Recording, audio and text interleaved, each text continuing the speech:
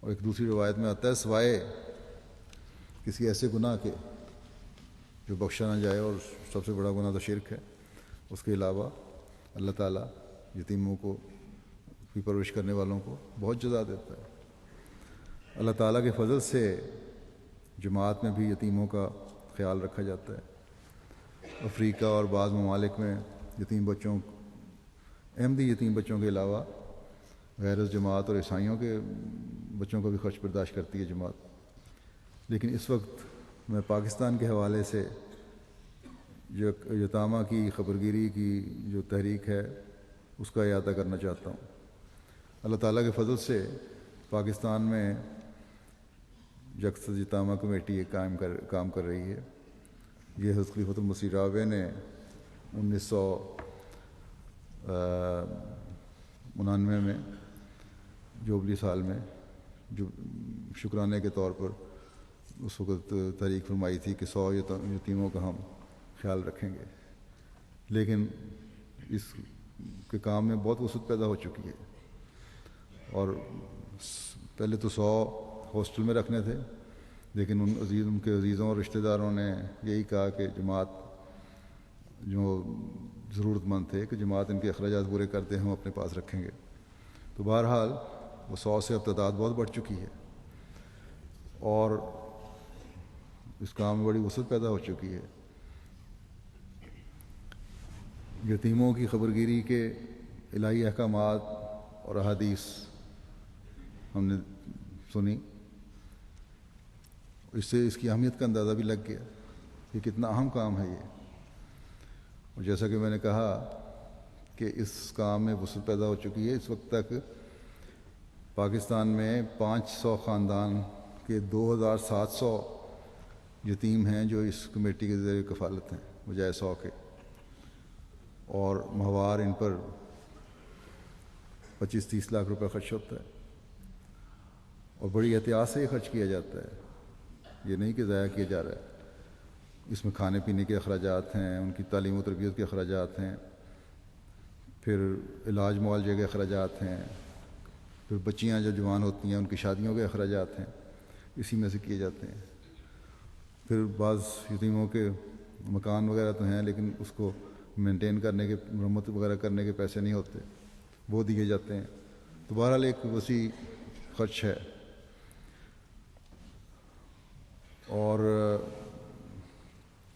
اس fund میں وہاں شدت سے ضرورت محسوس کی جاتی ہے۔ صدر صاحب یتامہ کمیٹی توجہ دلاتے رہتے ہیں، ڈھکے چھپے الفاظ میں، واضح طور پہ تو انہوں نے کبھی نہیں کہا، لیکن دعا کے لیے کہتے ہوئے۔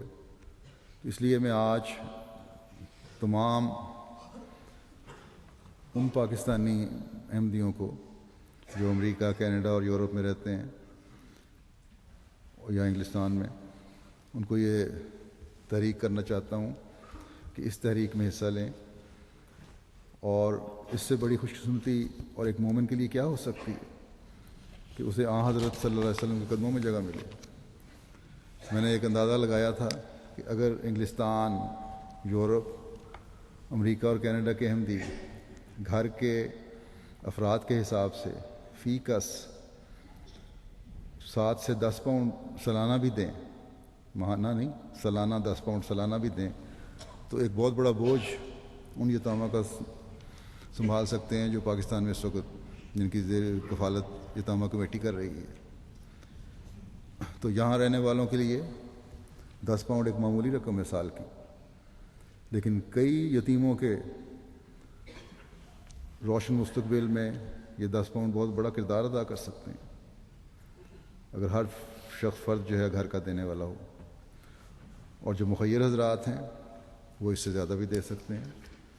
عموماً وہاں جو مختلف ضروریات کے تحت یتیموں کی مدد کی جاتی ہے، اس میں بچپن سے لے کے بڑے ہونے تک ماہوار جو خرچ ہوتا ہے 1000 سے 3000 تک، اس کے علاوہ دوسرے اخراجات ہیں۔ اسی طرح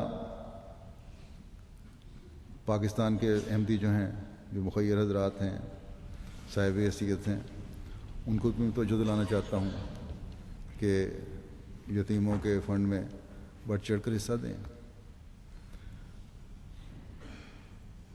اور اللہ تعالیٰ کا یہ حکم ہے کہ اپنے لیے چاہتے ہوئے بھی وہ خرچ کرتے ہیں، اس کو ہمیشہ پیش نظر رکھیں. کہ باقی جو احمدی ہیں، پاکستانی احمدیوں کے علاوہ، ان کو میں حصہ لینے سے روک نہیں رہا. وہ بھی بے شک حصہ لیں، اگر ایسی رقمیں آتی ہیں تو انشاءاللہ تعالیٰ ان کی رقوم میں سے بعض غریب ملکوں میں، افریقہ میں یا قادیان میں خرچ ہو سکتا ہے. لیکن پاکستانیوں کو میں خاص طور پر پاکستان کے یتیموں کے لیے تحریک کر رہا ہوں.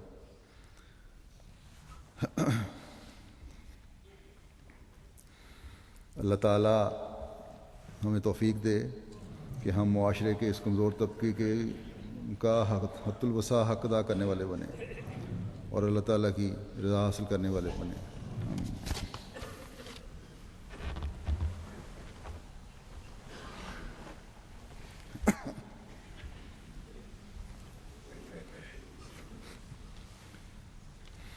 الحمد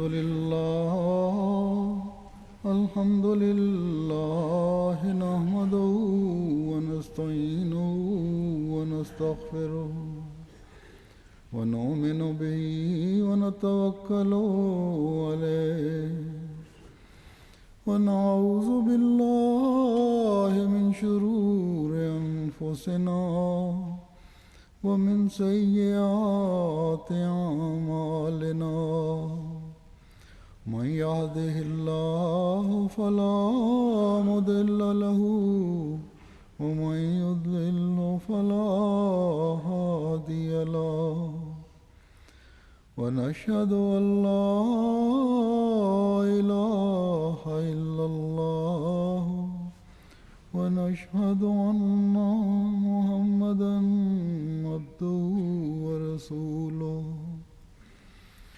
عباد الله رحمكم الله إن الله يأمر بالعدل والإحسان وإيتاء ذي القربى وينهى عن الفحشاء والمنكر والبغي يعظكم لعلكم تذكرون. اذكروا الله يذكركم وادعوه يستجب لكم ولذكر الله أكبر.